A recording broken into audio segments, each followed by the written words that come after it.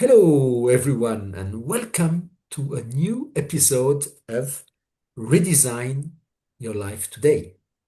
I'm Daniel Kobryner, your host, and I'm mental fitness coach. In this podcast, I really enjoy having guests who have big transformational stories with, and the idea is that anything is possible in life. Any change is possible at any age. And today, I've got the immense pleasure to welcome a very special guest. This is Nancy Hart. And Nancy has a very interesting story. And actually, she wrote a book about that. And we'll talk a lot about this, which is called The Whispers, Sinners, and Saints. Nancy was born in New York. She was formerly named Anna. And then she decided to write a book. It's about the mother who really beat and abused her when she was a very young child. So, and this is this book which is called Whispers, Sinners, and Saints. And it's a multi-generational story. It's about heartbreak. It's about trauma, about horror, and it's about. It starts with a mom living in Hungary as a young child during the war, experiencing traumatic experiences and unfortunately passing them on to her daughter. So, without further ado, again, welcome Nancy to this podcast, and I'd like really you to bring us through this story and I think we can start from the very start of your life. Oh, okay. Thank you very much, Daniel, for having me and all your listeners on Redesign Your Life. I'm Nancy Hart. I actually have two books, Whispers, Sinners, and Saints, and Whispers, Shadows, and Saints. And yes, you would think that I would be the person that was the focus on the book. Whispers is really who the focus is on because that's how I got through my life, my really hard, difficult, challenging life is because I believed and it's been proven to me and I hold on to it and I grasp onto it and I will not let go. Whispers is an omniscient being. He whispers into my right ear. So that's why I call him Whispers because I was a kid and Okay. I figured that was the most simplest way to give him a name. His name did transpire over the years. At first, when we were talking, I thought he was telling me his name was Global because he came to me. Uh, I had my like first out of body experience at a very young age, around 5 months old, because I had been beaten so badly and I remember crying for 2 days, and I write about this in detail in my first book. Um, but he came to me, and it was a big glowing ball, and I felt the warmth. And when he said his name was Global, I understood Global. But really, later on, when I'm in a church, um, I had conversation with him. He came to me again and he explained his name was Global because he's there for everybody. And that's Mhm. like, oh, okay, that makes sense. We all are one and we are, you know, it's one, we're all in peace, not in multiple pieces. And he liked that. And I said, thank you. I've been working on that for quite a while. So uh, I would say that whispers is now you know my omniscient uh, connection and why I have a very strong connection with him and why some people may not have such a strong connection with something like this is because I absolutely had nothing else to turn to. I had only myself. Um, Sinner is my mother because a mother doesn't do really what she did, beat her own child until they're unconscious and call them all kinds of names. And um, she was a broken woman. That's what I write. I figure out later on in like the second book in the shadows. Saints was my grandmother who, without her, I don't know how, what kind of person I would have formed into being because for example, when she first came out, I was 5, and she made food, and I ate with my hands like an animal. And she stood there and looked at me. She goes, "What is this? Hasn't anybody ever taught you how to eat?" And I was like, "Taught me how to eat? I'm lucky if I got food. I had to make my own cereal. I had to go up on, the sink and climb up, and my mother would hide the cereal all the way up on top of the top shelf, so I'd have to tippy toe and get that out. And so no, I didn't know anything. I would have been like a wild animal. So it was very good that my grandmother came around and she saw and she cared and she cooked for me and she gave me loving words. And she gave me like even if she lost her temper, I knew it was that she loved me, that she cared. She just didn't lose her temper because she was a raging it, like my mother would say, while she's beating me, that everything that happened bad to her, she released it onto me. And you know, this is a a very, you know, off-putting kind of thing that maybe if my grandmother didn't come around and show me and tell me, one day you're so smart, you're going to be a lawyer. This, oh, I'm smart. And you draw like, your great grandfather, his work was in the museum. You get it from him. Tell me those little bits of kind words that I latched into and held on dearly. And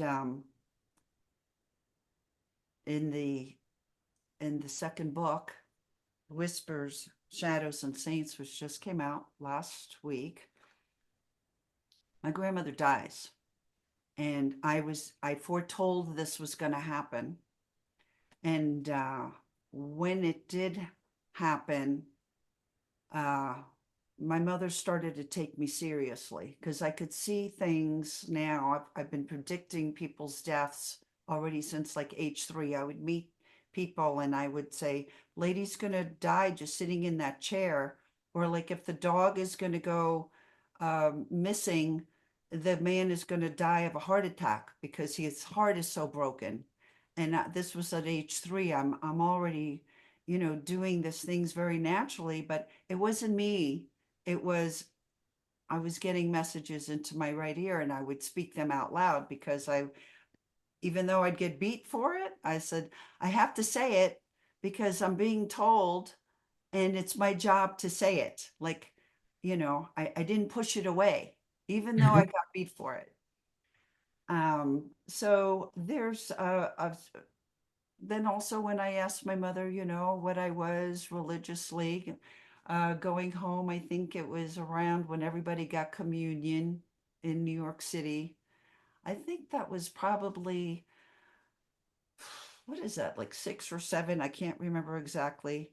And and so I said, "Oh, I remember we lived in a tenement, and I'm walking up the 6 flights of stairs, and on the way up, I said, I bet she's going to tell me I'm an alien." I mean, I'm a kid. I'm thinking I'm an alien. So Mhm. instead, she put her paper down, and it was the first time she had a conversation that we had a conversation. First time that she actually talked to me and said, "Okay." She read the newspaper every day, all the time, put the paper down and said, "Okay, now you're asking an intelligent question. And I'm going to tell you, you do whatever. you want to do. That's a lot for somebody that young. I mean, what do you mean? What do I do with what?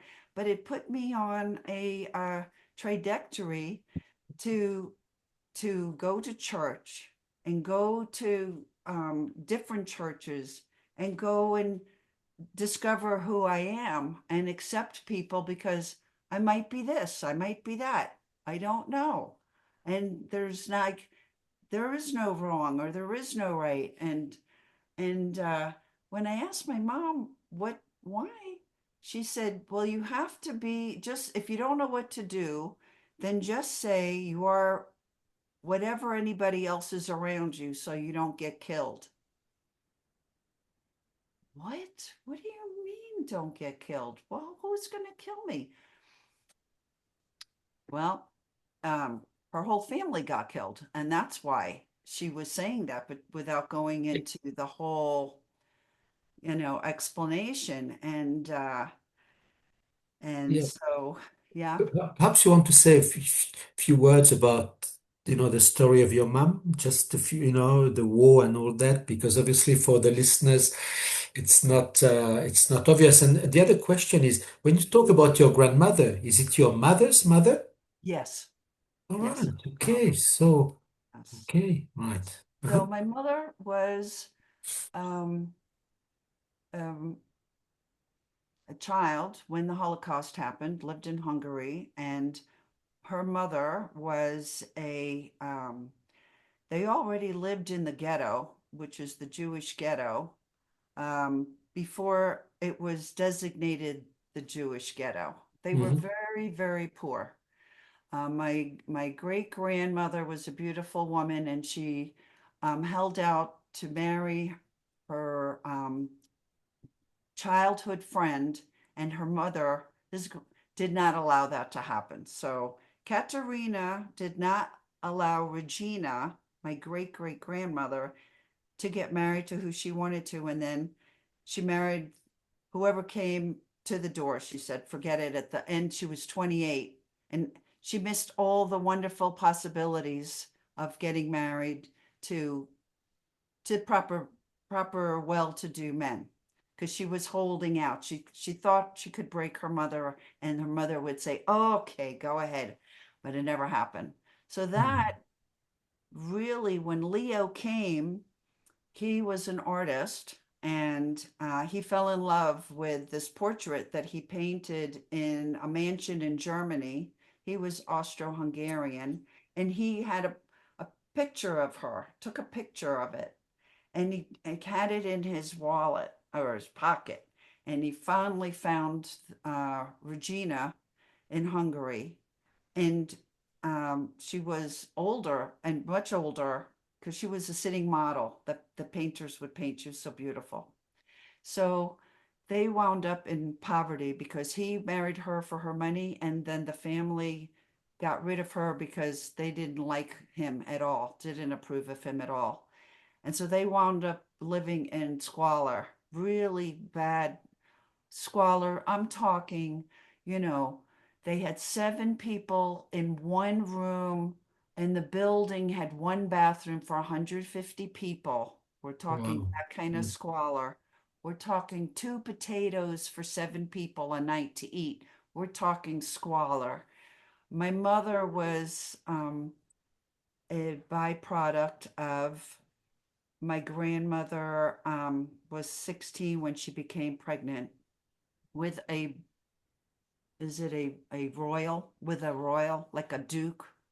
She was a flower girl, and the flower shop lady said, you know, took some extra money and kind of like sold her and said, you go and you be with him. And so my grandmother, being 16 and very innocent, thought that he really loved her. And on her birthday, they consummated relations. And on January 13th, 1932, my mother was born in Mhm. depression. No doctor, breech birth, um, horrible. And now you had all these people. It was not wanted because it was bad enough. Now one more mouth to feed. So it was very bad. Um, then also, so she was a bastard child. So this was like an absolute horrific situation. When Hmm. they'd walk down the street, they'd get spit on, or other people would walk on the across the street because this was nicht gut, as the Germans would say, not good. Hmm. And it it as a child to have that put on you, it changed her. And um, so also then one day, they had the rouse. The Germans come, and her grandmother, she saw her mother. I mean, she saw her mother be taken away by the Germans. Everybody else was already taken away. The men were all taken away. She had uncle had left before the war. The aunt, her aunt also left, but her one of the her favorite in the family was taken away. She remembered, she told me they came and they left him a uniform at the door, and he was supposed to report someplace. And so she went to where that was. She's young. I mean, anywhere from 9 to 12. I write it exactly in the book.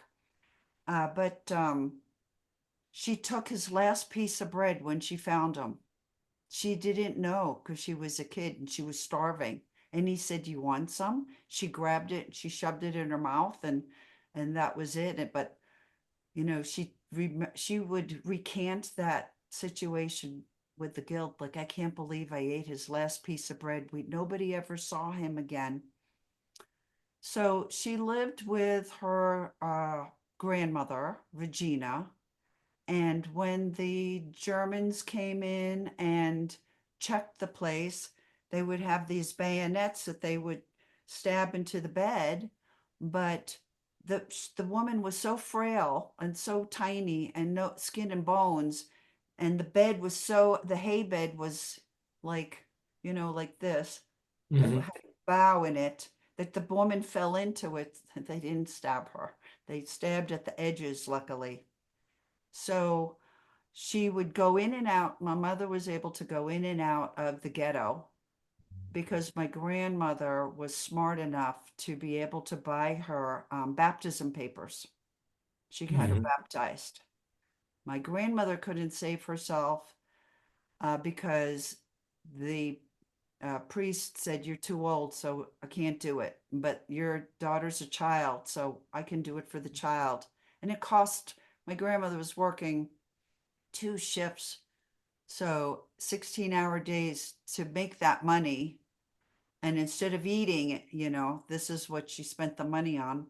But this is how she was able to save my mother's life. Hmm. And it was hard. It was very hard. And the things my mother saw at, um, she had an aunt that lived near the opera house that was not married, but she took in one of the other, her sister, during this time. And the second book, I almost hate to say it, but I don't want to give away too much. I don't give away the vividness, and like, you're living through the book when you're reading the book. So even though I'm telling you the story, you feel like you're living through it. Hmm. And that is the difference between me giving you a little background here, as opposed to you really feeling what those people had gone through, what gave them just, how they saw things at the time, what it was like, and how you can grow compassion. That's the purpose of the book, is for people to really gain some compassion through storytelling. Okay, so that's a little Okay. background. Well, thank you so much. I have to say, I was holding my breath, I mean, when you're talking, because it's really such a poignant situation. And but your mom was always with your grandmother during the war, yes? Or not? Because obviously, what you said that your grandmother is like a saint. So what can Yes, explain, the because you know what your mother did to you, and she had a very caring mother, if I understand properly. How do you, absolutely. Absolutely. how I do think we so. Will tell you here and your listeners. My mother was diagnosed at age 80 with Asperger. age 80, right? At age 80. Uh, So that is comes from my research that I did, and talking to the psychologist, is that the stress that my grandmother had during her pregnancy has a lot to do with um, the brain Absolutely. development Yes. and predisposition of how a person comes out. So, like the old school when they say, let the mother rest, she needs to relax, she needs to stay calm. They don't explain why, but this is one of the very good examples as to why. And the duress of having your royal blue being telling you your blue blood boyfriend count saying you're going to have a wonderful life, don't worry about it, everything is fine, I'll talk to my mother, look where I live, all of this will be yours. They lived behind an iron gate. They lived, 3 stories. They had a horse drawn carriage, and he dressed impeccably. Money was no issue. And then here, after 3 months, the mother comes to her place of business, where she worked as a flower girl, tells the lady that owns the shop that this is not a flower girl representing innocence, that she is just, I can't even say it. I could only write it. I can't say it. And so she lost her job and disgrace, and she just was uh, humiliated, and all that angst. How am I going to feed my kid? We have no money.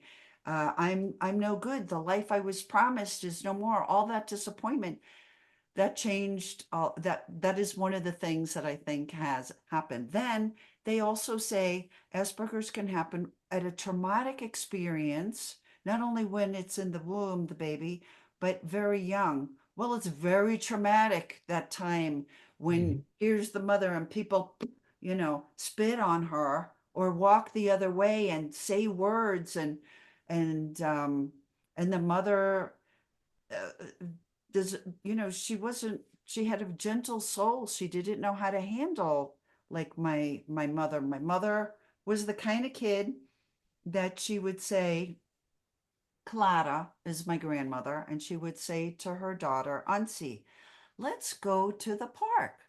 Here's a girl and they have a sandbox. You're 2 years old. Let's go and play at the sandbox, and you can play with her pail and shovel. And my grandmother would try to hold her hand. Well, she'd get kicked in the shin, you know. My mother would kick Anne Unsee, my mother would kick her mother in the shin and say, I'm not doing that. And kicking and all of this. Then she took the shovel and took the pail on the little girl's head and then banged it on so it was like my grandmother was what to do with this kid. So because she was so too much to handle, and there was no time for discipline because she had to go to work 16-hour days. So, she was out on the street. My mother would be out on the street as young as she could be, and that's where she liked to be. And they lived in a very hard, probably the toughest neighborhood in all of Hungary. They lived with, and she ran the boys. So she was a different kind of a person, a different kind of person. Yeah. Okay, no, thank you very much for sharing, Nancy. And afterwards, okay, they're in Hungary, and then at a certain time they leave to the US, right? So I suppose Yes. so. Is there a story there? Because obviously it's completely different life. I guess because you need papers to go to the US and all that. So how did it happen? And was there a good influence or not? Well, okay, so she actually went, she was living with her first husband died when she was 17. And then she was with this man that she was planning on getting married with, and she found him cheating. She found him in bed cheating. So my mother, I saw it for my own self, it would happen.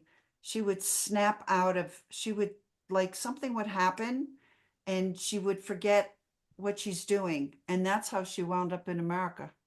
She didn't even realize she was just in such a daze that she found herself in a mass exodus. A bunch of people were leaving. She just was walking with them. And then she realized, oh, what's everybody doing? And then they came out to America, but it was sometimes they had to go over landmines. And she did say she did drink so she could work up the nerve to go over the landmines. Other people were carrying things. She had nothing but the coat on her back. And she wound up at in Austria. There's a name of the uh, something Hufenstrasse Hotel. And from there, she wound up in Piscataway, New Jersey. When they all her friends that she made along the way, uh, Country Katie, City Katie, she knew them, she met them, but she didn't know that she would. It was just like by chance.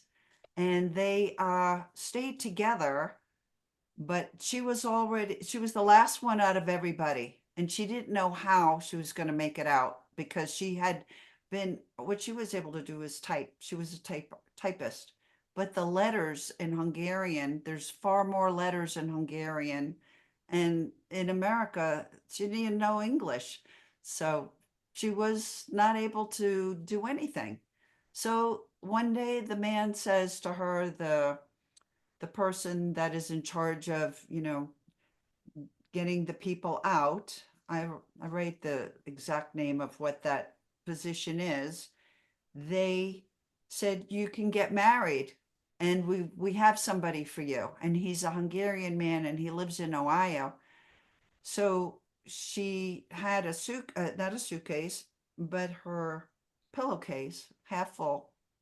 And that's all she went. She met the guy for 5 minutes and left with him, wound up having to run away from him because he actually told her when they got to the hotel room that to look into the box that's under the bed, that's like a cigar box kind of thing. And she looks in it and she sees what she's going through it. And she says, I can't believe this. She sees some gold teeth in there. Yeah, well, if you don't know what that means, gold teeth means he was on the wrong side.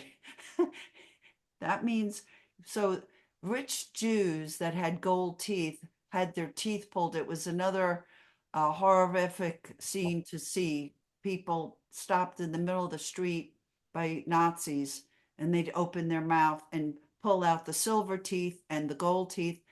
And my mother said, what is this? And he says, you can have whatever you want. And my mother says, okay. In her head, she told me, and I got to get out of here. So she wait till he slept. She wait till the morning, and she ran and left. And she went to a bakery that in Ohio there was a lot of Hungarian bakeries and names on places. The butcher shop, the pastry shop, but all in Hungarian. So she waited there. She was so early. She had to wait for somebody to show up. And she told him their story. Her story then got into the Hungarian newspaper in New York City. Um, she gets to New York City because she calls her friend that she met, his name was Steve Nagy, who they end up living together, but for only a month. The government came out knocked on the door and said, "This is a nice country. You can't live together unless you're married." Times have changed, haven't they? So so they got married. That's the man on my birth certificate. And on the in the second book, I'm not giving that away. Of course not. No, but it's a. And how old was your mom actually in that time? About, would you say? How old was she Yeah, around that time? yeah. Oh, When she got she with this was man in the and paper in 1956. She came out. This was about in 1957, I think, the newspaper article. Mhm. Yeah. And then in 1959, I was born. And 2 months after I was born, she threw him out and she raised me by herself. Okay, so there's no father, nobody, There's just no her on her father. own. Yeah. Mm. Then my grandmother, she brought my grandmother out because she realized she needed help because of the money. My grandmother would help pay. Um, and my grandmother came out because she really wanted to make up for lost time. She wanted to really show, I'm a mother. I want to be there for you, and you have a kid, and I want to. This is our family unit. We have three of us. One, two, three. Her brother came out. He actually was in the CIA working against the Nazis and later against the communists, giving them information. He was a mole. So that he was very interesting, but he was very cold and he didn't sponsor any of them because he was in the CIA. So he I couldn't understand. help Mhm. anybody. Yeah. And we didn't understand that at all because he gave my grandmother like $50 and said, and a flannel pair of pajamas and said, we, why are you giving $50 of flannel pajamas? We need you to sponsor us. Well, don't be cold when you go back to Hungary. What? Whoa, my mother lost it on him. I can only tell you, my mother was always screaming and yelling at everybody. She lost a lot of jobs. She couldn't hold a job for more than 2 weeks because she had a she had an anger problem. I mean, she had gone through a lot. Nobody ever was there for her. And so she even told me, I was her punching bag. And then after she released it on me is when she felt better and it became a habit. It became a habit. Yeah. So, yeah, it's interesting. Ah. All the things. Yeah, well, I mean, it's terrible, when you, of course. And so, how did you overcome that? Because obviously, as a child, you live something which is really traumatic. Hmm. And actually, do you still, people say sometimes, kids always think that their mother loved them. Is it Mm. something but if you think back at that time, I mean, do you That's a remember? very, very good question. I really appreciate that question. Some questions I like your question, Daniel. Um, you know, what I think about that is I was an extremely doteful child. I felt responsible for my mother. I became my mother's mother. I would Hmm. tell my mother how to dress. I would tell my mother how to act. I would be the one that would help her. But even though, like she'd say to me, so what do you think about uh what kind of school do you think I should have been in if I would have made a difference in my life? And I'm young. I'm not even a teenager, or I'm a young teenager. And I said, I think you would have done very well in finishing school. You needed finishing school, which Hmm. when I told my daughter, she's like, what is finishing school? They don't even have that today. So I said, it's where they teach you how to sit and how to speak. And because she was beautiful. My mother was absolutely beautiful.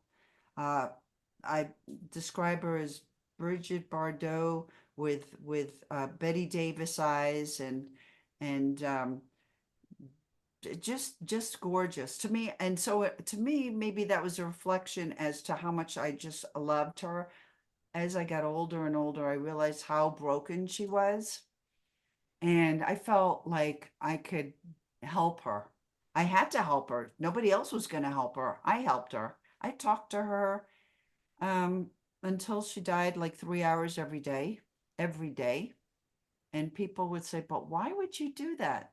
And I'll tell you why. Because she was my brother, my sister, my father, my grandfather, my everything. She was all I had. Like if you had Hmm. other people, Yeah. maybe, right? Maybe if you had other people, you can go to them. But to me, she was everything. And yeah, it wasn't easy because she was maybe good for 10 minutes, maybe half an hour, maybe an hour. If I'm with her for 2 hours, or you knew it was going to happen. She just blew up and it was going to be rough. But so I loved her and I waited until she died. I kept waiting for her to tell me, I love you. I never heard I love you. The most I got was at the end, she says, do you think I love you? So I would say, I think in your own way you do as much as you can. And at the end, my last time I saw her, I knew she was in hospice and all of that. And I said, I gave her a big hug because I knew this was it. Because I had came down special trip to see her. I had moved away because she had gotten so crazy. She started knocking on my window at all times of the day and the night, and she just really got wacky. And so I had moved away from my own mental health, but I'd call her for 3 hours a day. And she gave my daughter a really big hug, and she gave me a dirty look. And I never got "I love you," but I loved her, and I still do. Yeah. Wow. Thank you so much for sharing this story, and it's really beautiful. It's uh, it's unconditional love, Mm, and obviously, mm, you said something at the onset of the conversation, Nancy, about you having special gifts, like clairvoyant and looking. And I guess that even this, you must have felt energy, or I mean, because we all have energy. We are energy. Some is positive, sometimes it's negative. You feel it, and sometimes perhaps you get compassion for that. right, right. Yeah. Well, that's the purpose of writing my books is for people to maybe they don't see their own life, but we always see, from we're outside looking in, it's so much easier because when we look at our own life, that's so hard to do. There's a little bit of pain that you might have to deal with. So maybe by reading my story, you would resonate with one of the characters. To gain compassion. Like if you're a sinner, maybe you'll see the damage that you're actually thinking, oh, that's nothing what I'm doing. But maybe it'll get you like, wow, look at what I am doing. Look at how I can relate to what I'm doing here. And look at Mhm. this other person. And then the saints should resonate and get a feeling like, I never got to thank my grandmother other than tell her that I love her and I adore her. But as I got older, I send out energy to her, telling her, God, I really appreciated her and people that are good. You don't have to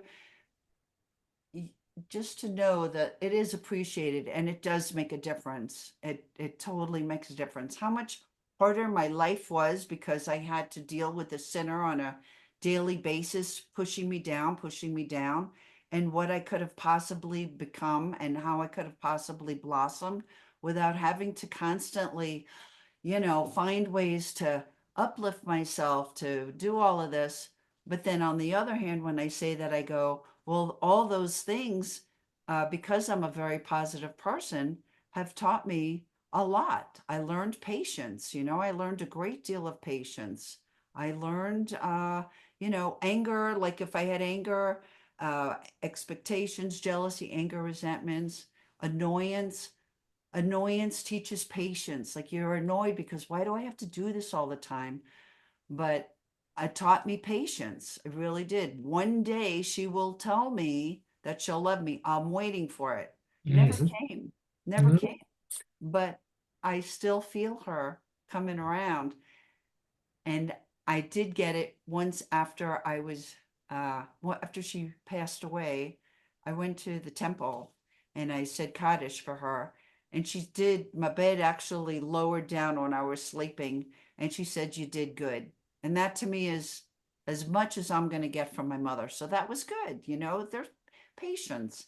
Then abandonment. I mean, I'm thrown out at age 3 out in the street every day. And people would say, well, why would your mother do that? And she would say, there's no war tanks outside. What's the problem? So abandonment. Well, that taught me self reliance. I learned how to stand on my own 2 feet. Exactly. So this was like one question I have because obviously it's so fascinating. We could speak for hours there. But so if there were like three tips, you could give our listeners, Nancy, I mean, in terms of approaching life when circumstances from the outside look absolutely terrible. Yeah. Yeah. Well, I believe in there's every dark cloud. I know this is not my line, but every dark cloud has a silver lining. Hmm. It whatever you give attention to is what you'll see. If you Ex only go in a room and you're looking for the ugly person, you're going to find the ugly person. But exactly. This is where the focus goes. This is how the mind works. Absolutely. Yeah. that's where you're looking. It could be a whole room full of garbage, but one person can see it as garbage, another person could see it as, look at that. What can I find to make an art project out of this and create something beautiful? Wow, I like that. I like that. Push to find the positive, be the light to shine in the darkness. And if there's everybody is dark, well, then you be the light that shines in the darkness. And if it's the energy is bad, then you can always leave. Everything is your choice. Whatever is given to you, you can, like, they're lessons. These are all lessons. That's what I find as a difference between animals and humans.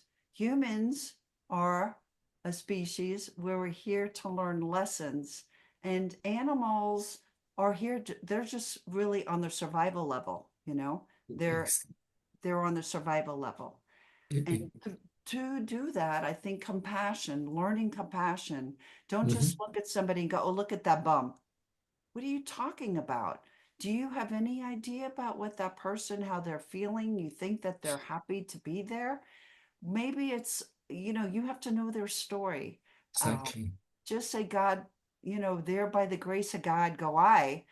Don't go, that's a bum. Because, first of all, I did read in one of the religious religions, it's like, if you say that in your next life, you will be that person to learn what that is like. So just for that reason alone, I want to be good. Exactly. You see that, but a few things comes to mind, and I mean, first, when we study Kabbalah, Hmm. you see, there's this thing. It's like some people say, "Oh, why is life happening to me?" But then you are the victim. It's really in somebody Yes, else, and you're not accountable. When you start thinking that actually everything happens for a reason, yes, yes. Hmm. and then when you ask the question, "Why is it in my movie? Why is it? Why is it?" What about if is there something for me? So with the same event, how the perspective can be very different, and this is our choice, the perspective, the event, not the Yes, event itself, perspective but is what we very do. important. And Perspective. when we go further in the last stage is how can I empower myself to make the things the way I really want to conduct my life? This is empowerment. So it's really sometimes a reflection about, you know, when we take 100% responsibility and accountability, even, just how can things change in our lives? Yes, and like it's like I something happens and you say, okay, that if you miss the tap on the shoulder, you're going to feel the piano that falls on your head. Yeah. So each thing that might be hurtful or uncomfortable is not a time to drinking and to bury it or to smoke some pot. It's time to sit down and to hear what comes up because you're missing the opportunity to become a wiser person. It's Exactly. It's about, one, what can we learn from that? yes, Why is yeah, it there? And when we really, just take a pause and really just breathe and just reflect on that, a lot right, of things are right. coming up. So, Yeah, yeah, and yes, so exactly. you see, Nancy, it's been absolutely fascinating. And when people want to contact you, what's the best way? Or is it your book? Is it Okay, I will tell you, go to Nancy Hart, okay? HART.com, and nancyhart.com. Okay. that's my website. And on there is my two books, Whispers, Sinners, and Saints, and Whispers, Shadows, and Saints. They're on Amazon. One of them is available even at the library. The first book is available at the library. It's available on Amazon. It's available in Audible. The second book, it just came out, and I'm not sure if I'm going to make it available in the library. Audible won't be out till next year. And I do have a follow up I'm working on now, a third book. So keep up with everything. Watch me on Facebook. Join me on Facebook, Nancy Hart Author, and Instagram, Nancy Hart. Again, Well, thank you so much. It's been absolutely a pleasure listening to you and for all the auditors. I mean, you know, this story is amazing. And I was listening to you and it was so deep. So, of course, I guess it gives everybody here in the audience the envy to go and know further. Go on and get the first book and just see, immerse yourself. And then you see, because this story is absolutely fascinating. So thank you so much, Nancy. Thank you for everyone who was with us. And I hope that, you get a lot of, really good nuggets out of that. It's life and it's about resilience and it's about the way you look at life. Everything's possible. Again, it just so, and it brings a lot of hope as well, I think, So thank you for everyone and see you all at the next episode. Bye bye.